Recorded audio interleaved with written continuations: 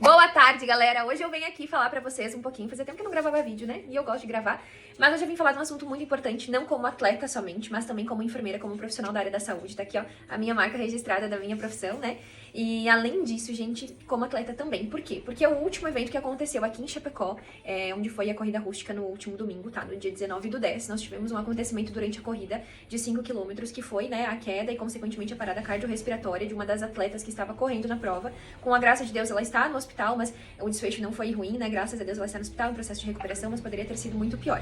E aí, gente, era uma pessoa de 36 anos, extremamente jovem, estava correndo, caiu durante a prova e, em mal súbito, entrou em parada cardiorrespiratória, foi animada ainda no local e depois foi conduzida até o hospital, onde foi internada na UTI e segue em recuperação, tá bom?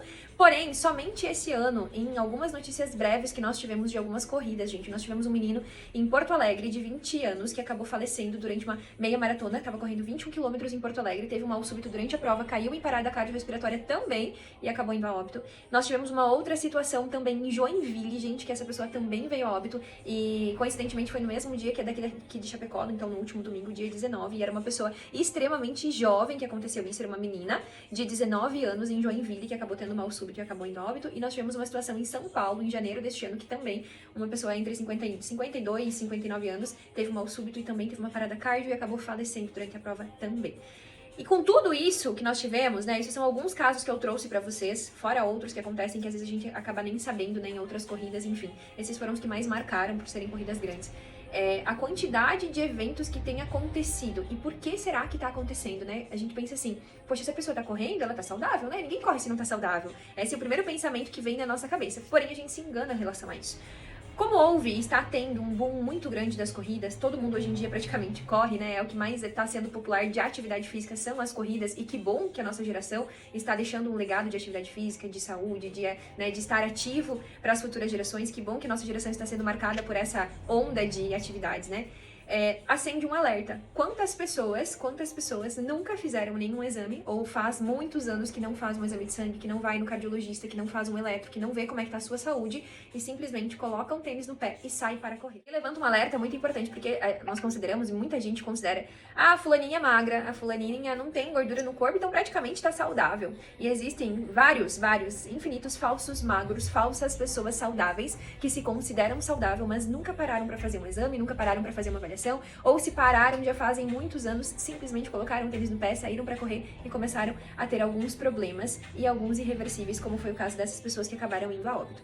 Eu, como sendo da área da saúde, eu sou uma pessoa chata com isso comigo mesma, então qualquer coisinha eu tô lá fazendo exame, investigo de tudo um pouco, a gente acaba às vezes descobrindo coisas que a gente não quer descobrir, mas eu prefiro, nessas situações, pecar pelo excesso do que pela falta. É claro que quando você tem um acompanhamento, e por isso que entra, né, os grupos de corrida, por isso que entra a assessoria, não é por performance, gente. Eu corro não é por performance num grupo, mas eu corro porque lá dentro tem alguém que me acompanha, lá dentro tem alguém que estudou pra isso, que é uma educadora sensacional, que ela vai me dizer, Bianca, até que tu pode ir, quem sabe a gente tenta de outra forma, quem sabe a gente faz, sabe? Ela vai moldando o treino de acordo com a minha capacidade física, de acordo com aquilo que eu estou buscando como objetivo, de acordo com aquilo que o meu corpo consegue entregar. E não é simplesmente a gente sair, botar o tênis e correr pela rua. O nosso corpo, ele precisa estar apto para isso. A nossa saúde, principalmente cardiovascular, e não é, eu reforço, não é porque você é magro que tá tudo bem, porque não está. Às vezes não está. Existem várias doenças que são silenciosas, principalmente hipertensão e diabetes, que nós só vamos descobrir quando a gente realmente faz algum exame, ou quando você já tem algum sintoma e o caso já está grave, ou então se você vai fazer algum exame por obrigação, porque se for por escolha, muitas vezes a gente não vai.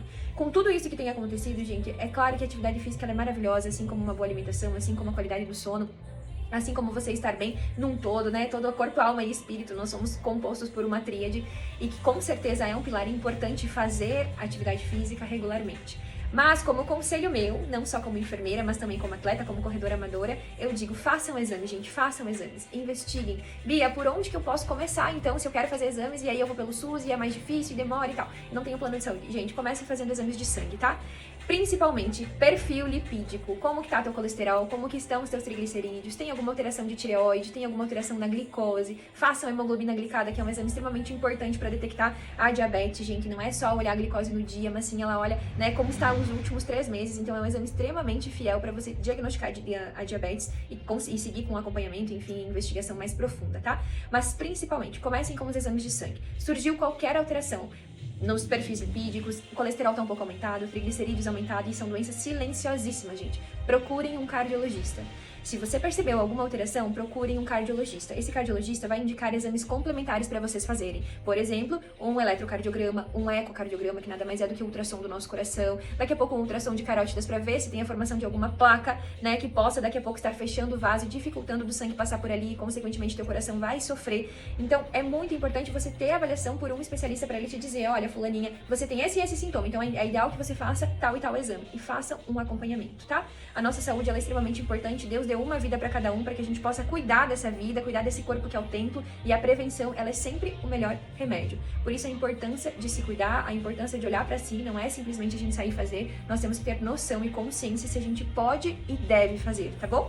Para evitar desfechos desfavoráveis. E, consequentemente, se a tua saúde estiver ok, se estiver tudo bem, se você estiver liberado pelo seu médico para fazer, vá, ganhe as suas correndo. É muito mais sobre aquilo que a gente vai conquistando no percurso, não sobre troféu, não sobre pódio, não é sobre isso, mas assim, sobre a busca por saúde, um desafio com a gente mesmo. Então, eu amo correr, corro, né, quase todo final de semana, se não todo final de semana, e é uma atividade que eu recomendo. Mas para que eu pudesse continuar correndo, para que eu pudesse ter um desempenho um pouquinho melhor, para eu saber quanto que é o limite do meu corpo, primeiro eu fiz os exames, primeiro eu fui atrás, primeiro eu me investiguei, tá?